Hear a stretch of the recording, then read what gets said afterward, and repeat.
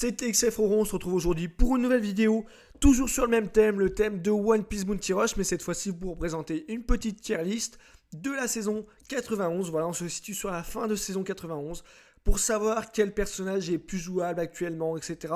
Pour vous aider aussi à savoir quel personnage vous devez monter en priorité pour vous faire kiffer tout simplement.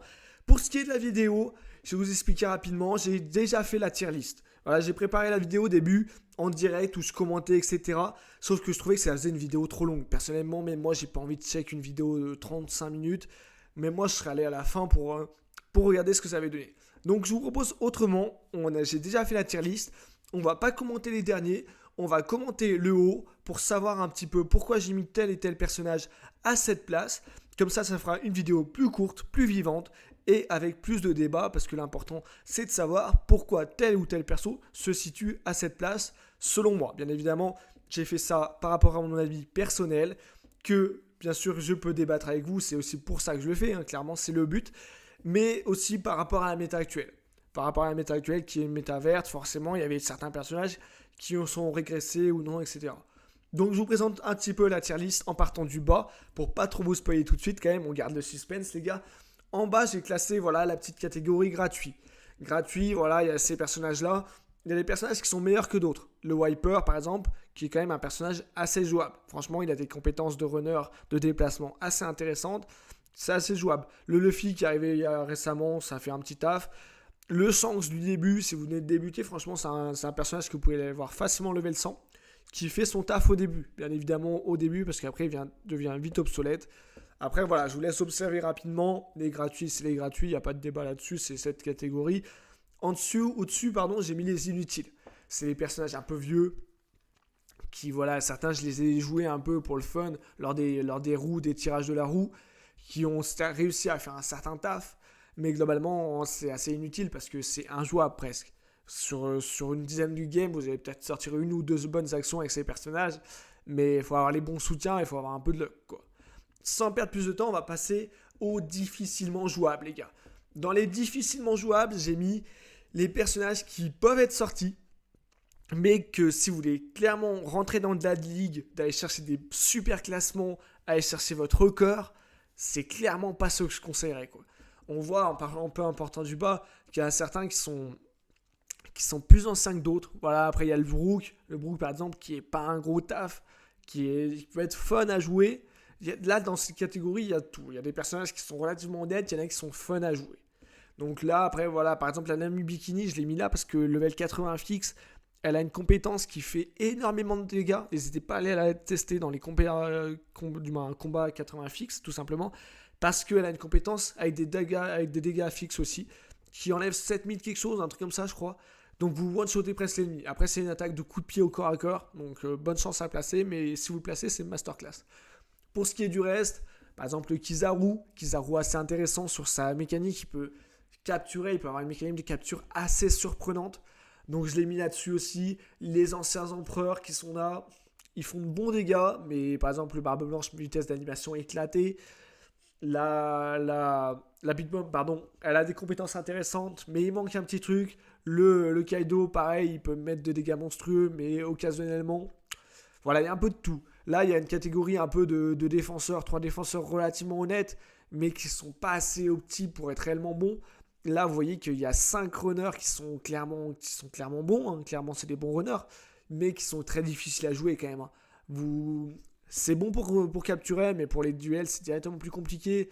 Après, on voit au-dessus des bons attaquants. Là, clairement, il y a une bonne panoplie de bons attaquants, mais qui est compliqué à jouer. La Pudding, elle peut faire encore un certain taf, clairement. Moi la Pudding, elle me surprend assez, des fois. Mais c'est quand même assez compliqué. La Kiku, élément bleu, dans la méta verte aussi, c'est compliqué. C'est des personnages assez intéressants, mais qui, selon moi, sont trop difficiles à jouer pour être réellement viables dans une méta ou un truc comme ça. Vous voyez, il y a aussi des anciens personnages. Là, j'ai placé le Chopper assez haut. D'ailleurs, à partir de ce moment-là, j'ai essayé de faire un petit classement par rapport au sein même du classement. Le Chopper assez haut, tout simplement, parce que lorsqu'il perd le combat, qu'il meurt, tout simplement, il offre un bonus de 100% de def au prochain personnage. Alors ça, c'est une mécanique qui peut être assez kiffante, tout simplement. Donc ça, franchement, grosse masterclass. Là, vous vous dites la Nico Robin. Vous me dites, Roro, qu'est-ce que tu fais? La Nico Robin, elle peut pas être difficilement jouable.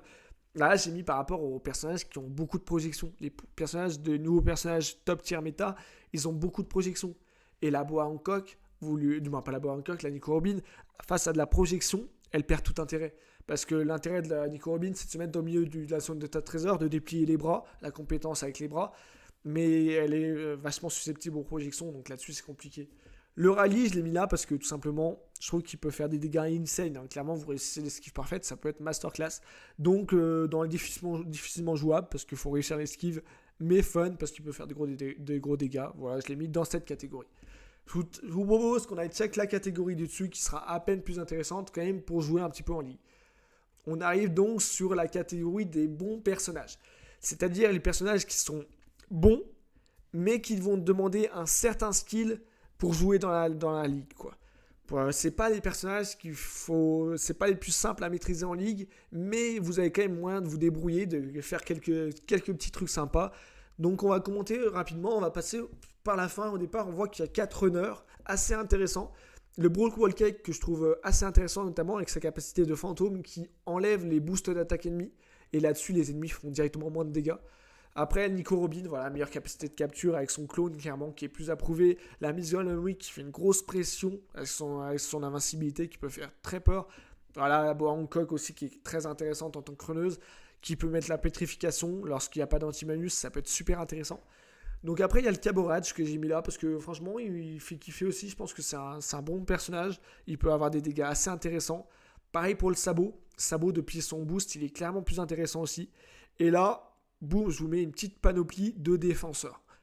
C'est des défenseurs qui sont intéressants en tant que défenseurs, mais qui manquent un petit truc et qui peuvent être très susceptibles. Vous voyez par exemple le Sento et le Jaws, c'est deux très bons défenseurs, mais ils font pas beaucoup de dégâts.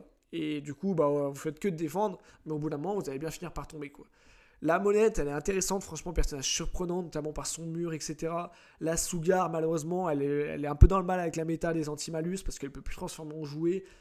Le Luffy Onigashima, que j'ai level 100, qui est très difficile à jouer, je trouve, hein, parce que c'est un personnage intéressant, mais beaucoup sont plus atteints par l'étourdissement, donc forcément, c'est difficile à placer sur l'attaque de l'aspect de multiséquence. Donc voilà.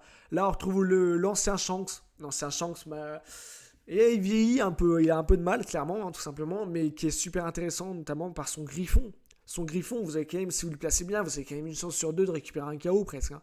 Ça reste relativement incroyable. Après, je vous ai fait une petite panoplie de runners, tout simplement.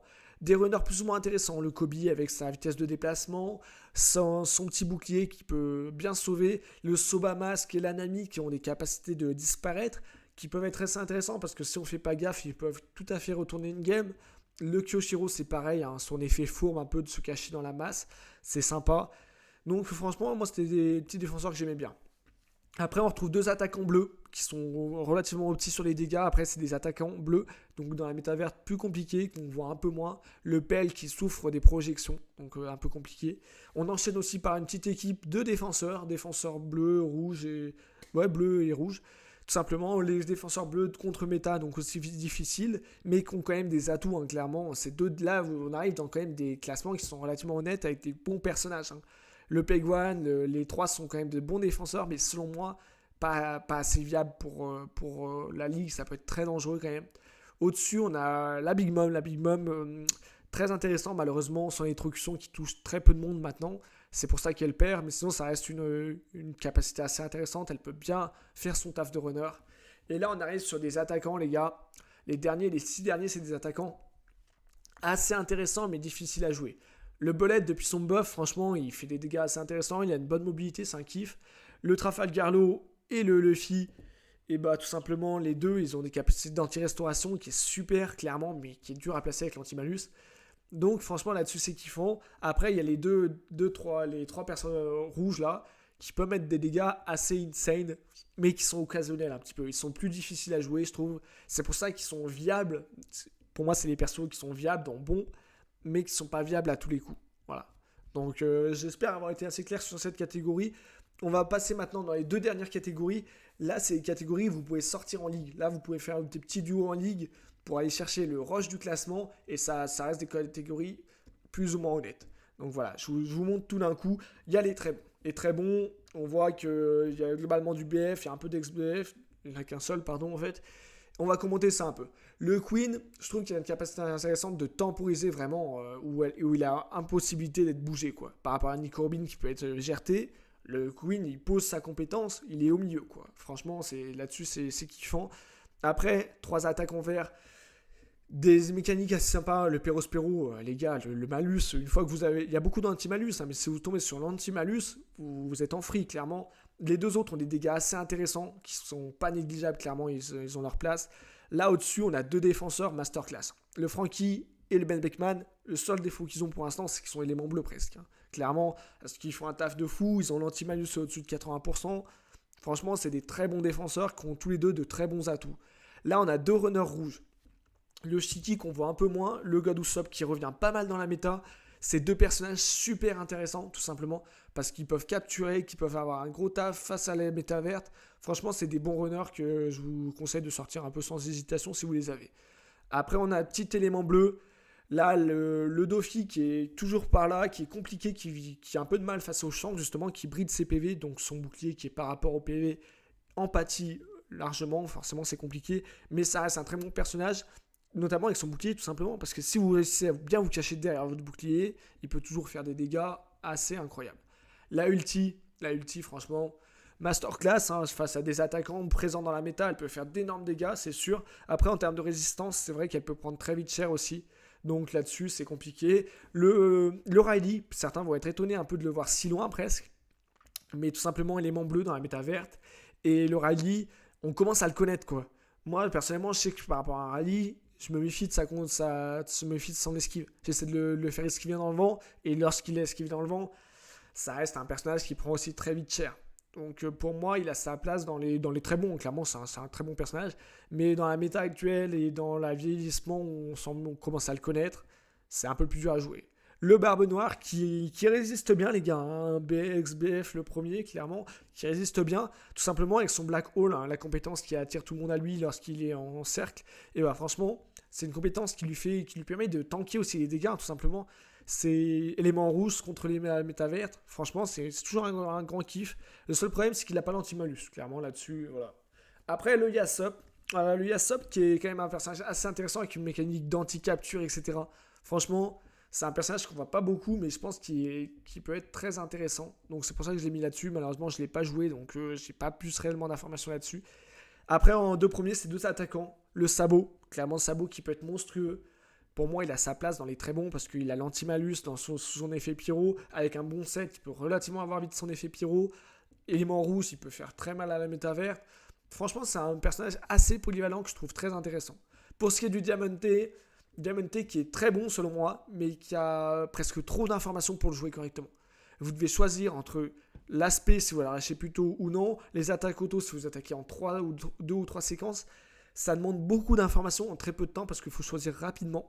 Et là-dessus, je trouve que c'est un aspect très difficile à jouer. Donc il est très bon, mais il demande beaucoup de skill tout simplement.